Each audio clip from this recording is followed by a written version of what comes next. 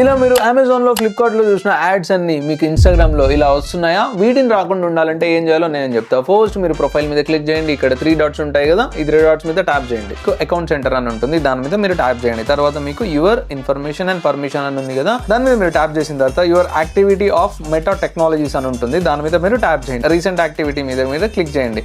Click చేసిన తర్వాత మీ password అనేది మీకు అడుగుతుంది. అడిగిన తర్వాత మీరు అక్కడ ఎంటర్ చేసిన తర్వాత క్లియర్ ప్రీవియస్ యాక్టివిటీ అని ఉంటుంది. సో అక్కడ ఉన్న యాక్టివిటీ మొత్తాన్ని మీరు క్లియర్ చేయండి. క్లియర్ చేస్తే ఇప్పుడు వరకు మిమ్మల్ని ట్రాక్ చేసిన డేటా అంతా అక్కడ మీరు క్లియర్ చేసినట్టు.